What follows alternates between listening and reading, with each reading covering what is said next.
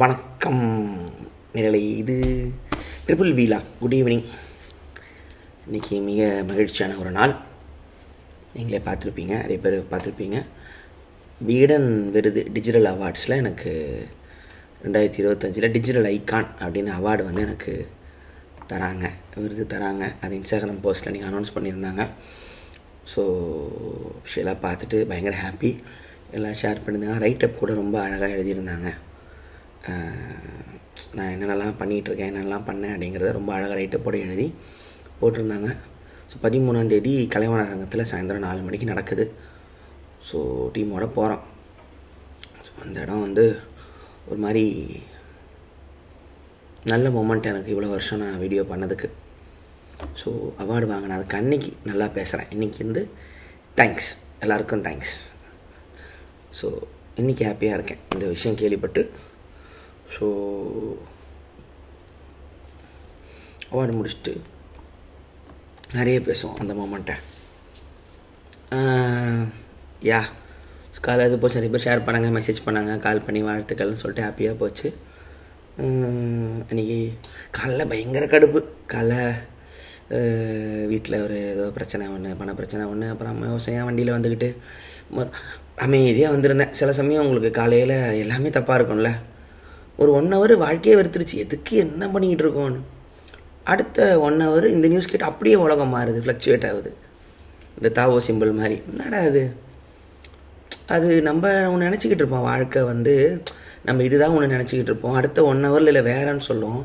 So உலகம் fluctuate ஆகிட்டே இருக்குது. நமக்கான எமோஷனை நமக்கு கொடுத்துக்கிட்டே இருக்குது. நம்ம வெறும் ரிசீவிங் எண்டில் தான் இருக்கோம். இந்த ரெண்டுத்தையும் தாண்டுற ஒரு நிலை வந்து, ஞான நிலை வந்து இப்போதைக்கு வேணாம். ஆனால் யோசிச்சு பார்க்குறேன்.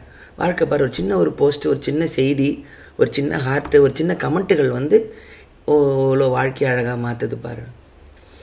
கோபி சுதாகர், மதன் கௌரி, விக்னேஷ்காந்த், நிறைய பேருக்கு இது அவார்டு கொடுத்துருந்தாங்க. ஐகான் டிஜிட்டல் 9 வருஷமாக தொடர்ந்து பண்ணிகிட்ருக்கவங்களுக்கு. இப்போ நம்ம புகாரி ராஜா, அவர் நாமினேட் ஆயிருக்கார் அவார்டுக்கு. அவர் ரொம்ப நல்ல யூடியூப் நல்லா பண்ணிகிட்டு இருக்கிற கிரியேட்டர்ஸில் அவரும் ஒருத்தர். சரி, அப்புறம் பேசுவோம். இன்றைக்கி இவ்வளோ தான் ஸ்னீக் பீக்கு. நேபாளில் ஃபினான்ஸ் மினிஸ்டர் ஆற்றுக்குள்ளே விட்டு அடிச்சுக்கிட்டு இருக்காங்க. என்னன்னு தெரில. அவனுக்கு முகம்லாம் கேமராவில் தெரியுது. என்ன பண்ண போகிறாங்கன்னு தெரில. பிரைம் மினிஸ்டரோட ஒய்ஃபை போட்டு அடிச்சுட்டு பிளட்டு வந்து கிடக்குறாங்க அந்த அம்மா. அப்புறம் ஆர்மி இப்போ டேக் ஓவர் பண்ணிட்டு பேசிகிட்டு இருக்காங்க போல், என்ன பண்ணலாம் அடுத்துன்னு சொல்லிட்டுன்னு. எனக்கு பங்களாதேஷ் பார்க்குற மாதிரி இருந்துச்சு. ஆனால் வீட்டிலலாம் விசாரித்தேன். என்ன மாதிரி கண்டிப்பாக அம்மாவுக்கு நியூஸ் தப்பாக தான் வந்திருக்கும். கேட்டால் ஏதோ ஃபேஸ்புக்கு பேன் பண்ணிட்டாங்களா, சின்ன பசங்களாம் கோவத்தில் ஏதோ கவர்மெண்ட்டை போட்டு இது பண்ணிட்டாங்களாடா அப்படின்னா. நல்லா கேட்டுக்கம்மா, சின்ன பசங்க பண்ணிட்டாங்க, நியூஸை மாற்றி நல்லா புரிஞ்சுக்கோ. ஃபேஸ்புக்கை பேன் பண்ணிட்டு ஏன் போய் பார்லிமெண்ட்டை கொளுத்த போகிறாங்க. ஊழல் இருக்குன்னு ரொம்ப நாளாக பேச்சு போயிட்டு இருந்திருக்கு. ஜனங்க இது பொறுமைக்கிட்டே இருந்துருக்குதுங்க. அதை பற்றி பேச ஆரம்பிக்கும் பொழுது இதான் சாக்குன்னு யூடியூப்பு, ஃபேஸ்புக்கு, ட்விட்டரை கட் பண்ணோன்னே ஜனங்க கொந்தளிச்சு தெருவுக்கு வந்துருச்சுங்களா சண்டை போடுறதுக்கு அப்படின்னு சொன்னாங்க. அன்றைக்கி கீழே வந்து நம்ம நாட்டுக்கு இந்த மாதிரி வரணும், அமெரிக்காவுக்கு வரணும், ஃப்ரான்ஸுக்கு வரணும், கில்லட்டின் போடணும், இது மாதிரி பண்ணணும்னு சொல்லிட்டு இருந்தாங்க. என்னென்னா இப்போது இந்த விஷயம், இந்த புரட்சி வந்து மக்களோட ஒரு பொதுவான கோவத்துலேருந்து வெடித்து எழுந்துடும். 30 பேர் இறந்துருக்காங்க. அது வந்து நம்ம கணக்கிலே இல்லை. ஈரானில் அவ்வளோ பேர் ஆச்சு. ஆனால் ஈரானில் அமைதியாகிட்டாங்க சைலண்ட்டாக. அங்கே ஒரு பிரச்சனை போகும்போது இன்னும் நடந்துடும். இது ஒரு இடத்துக்கு போய்ட்டு ஆர்மி டேக் ஓவர் பண்ணிட்டோம். இதுக்கப்புறம் அது எந்த இடத்துக்கு போகுதுங்கிறது தான் நம்ம கையில் இருக்குது. வெறும் ஒரு தலைமை இல்லாத ஒரு கோவமாக, வெறும் கொந்தளிப்புனா யார் லீட் பண்ண போகிறா? லீட் பண்ணுறவங்க. ஏன்னா அந்த ஒரு பையன் பயங்கர ஆக்ரோஷமாக ஒரு ஸ்கூலில் ஸ்பீச் பேசி, நம்ம ஹங்கேரியன் பெயிண்டர் மாதிரி ஒரு ஸ்பீச் பேசி, அதுக்கப்புறம் திருப்பி அவன் வந்து இப்போ ஸ்ட்ரீட்டில் பேசிக்கிட்டு இருக்கான். நம்ம ஜல்லிக்கட்டுக்கு பார்த்த மாதிரியே இருந்துச்சு. எல்லோரும் வந்து பண்ணுறாங்க, ரீல்ஸ் போடுறாங்க, டான்ஸ் ஆடுறாங்க, பின்னாடி வண்டிங்களாம் எரிஞ்சிக்கிட்டு இருக்குது. ஒரு மாதிரி ஒரு ஆர்கனைஸ்டாக போதான்னு தெரியல. ஆனால் திடீர்னு வெடிச்சிடும் கோவம். அந்த ஃபினான்ஸ் மினிஸ்டர் ஆற்றுல ஓடுறதை பார்க்கும்போது யாருக்குமே வாழ்க்கை நிலையாக அமையும்பாங்கள்ல. இப்படி தலம் பெரிய ஆளாக தான் இருந்திருக்கும். ஆற்றுல இறங்கி ஓடுறத குச்சிலே எடுத்து பின்னாடி அடிக்கிறான். சங்கடமாகவும் இருக்குது. அப்படி ஜனங்க கோவப்படும். இது என்ன பண்ணுச்சுன்னு நமக்கு தெரியாது. ஒரு பில்டிங் மேலே ஹெலிகாப்டர்லேருந்து கொத்தா பிடிச்சிட்டு ஏற்றிட்டு போகிறாங்க. ஜனங்க மேலே ஏறுதுங்க போல். இந்த ஒரு மாஸ் கோவம் உள்ளே பொறுமிக்கிட்டே இருக்கும். அது வந்து திடீர்னு வெடிக்கிறது ப்ரெஷர் குக்கர் மாதிரி. அது அப்பப்போ கரெக்டாக அதை வந்து மூடியை திறந்து வைக்கணும். அப்படியே அடக்கினீங்கன்னா டம்மால்னுச்சுன்னா முடிஞ்சு போச்சு. அது பார்த்துட்டு இது ஒன்று வந்து அப்புறம் கூலியோட ஓஎஸ்டி ரிலீஸ் ஆகிருக்கு. ரிலீஸ் ஆகிருக்கு. நம்ம இப்போ சுதீர் ஸ்ரீனிவாசனோட ரீல் பார்த்துக்கிட்டு இருந்தேன். சமால ஒரு ஆங்கர்லேயே ரொம்ப நல்ல வாய்ஸு, நல்ல கேள்வி ஞானம். இந்த படத்தில் வந்து நீங்கள் அது மாதிரி அவர் ஒரு முறை ஒரு இளையராஜா பற்றி ஷோக்காக அவர் பேசுறதுக்காக ஜீக்கு போயிருந்தேன்னு நினைக்கிறேன். அப்போ அவரும் கூட வந்திருந்தார். அப்போ பேசினேன். 2-3 முறை பேசியிருக்கோம் வேறு ஈவெண்ட்டில். நல்ல மனுஷன், ரொம்ப பிடிக்கும் அவர் கேள்வி கேட்குறது. அவர் மாத்தியமன் தான் இப்போ தமிழ் நிறைய பண்ணிகிட்ருக்காங்க. சுதீர் ஸ்ரீனிவாசன் எனக்கு கொஞ்சம் ஃபேவரெட்டு. அவர் அர்ஜுன் தாஸும் ஒரு பேசுகிற ஒரு இது இருந்துச்சு, 2 பேஸ் வாய்ஸும் XXX ஊஃபர்னு சொல்லி டாப் காமெண்ட் இருந்துச்சு.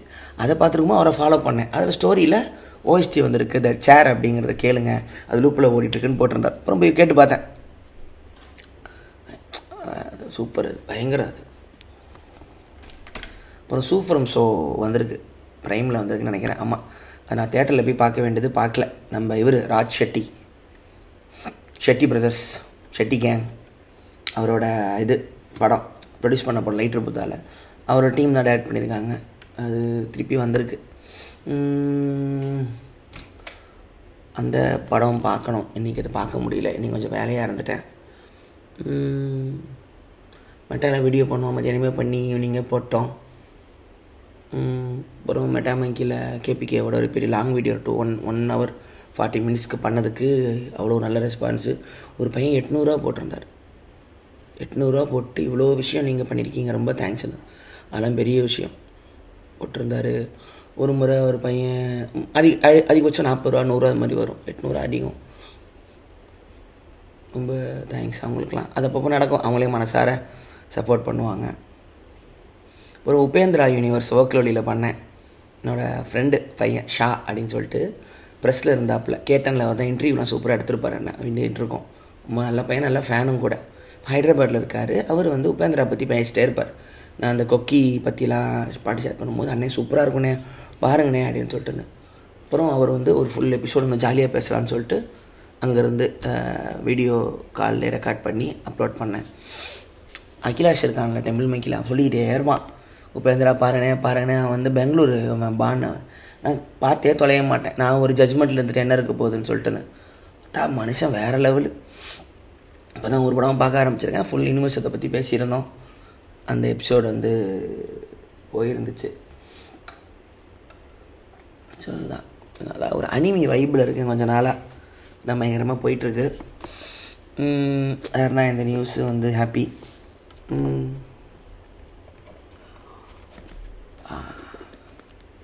இதெல்லாம் எதிர்பார்த்து எதுவும் பண்ணலை. உங்களுக்கும் தெரியும், வீடியோவோட ஸ்டைல்லையும் தெரியும், கண்டென்ட்லேயும் தெரியும். சர்ப்ரைஸ் தான். கொஞ்சம் ஜாலியாக இருக்குது. வேறு ஒன்றும் இல்லை.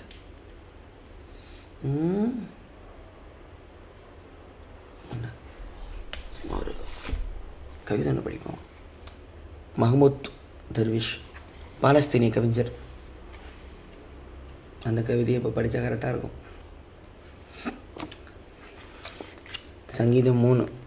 எனது சொற்கள் மண்ணின் சொற்களாய் இருந்த நாளில் நான் கோதுமை தாள்களின் நண்பனாய் இருந்தேன்.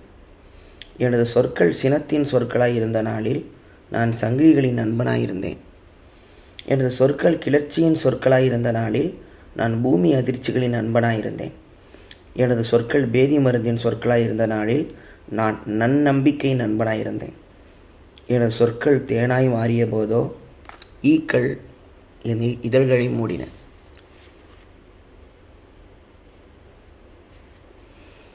விரக்தி, அராஜகம் ஆகியவற்றின் குழந்தை நான். மஹ்மூத் தர்விஷ், பாலஸ்தீன கவிஞர். இறந்துட்டார். இருந்திருந்தால் 2வது முறை இறந்துருப்பார். காசாவை பற்றி ஒரு நாள் பொறுமையாக பேசும். ட்ரிபிள் வீலா நாளைக்கு பார்க்கலாம். நன்றி.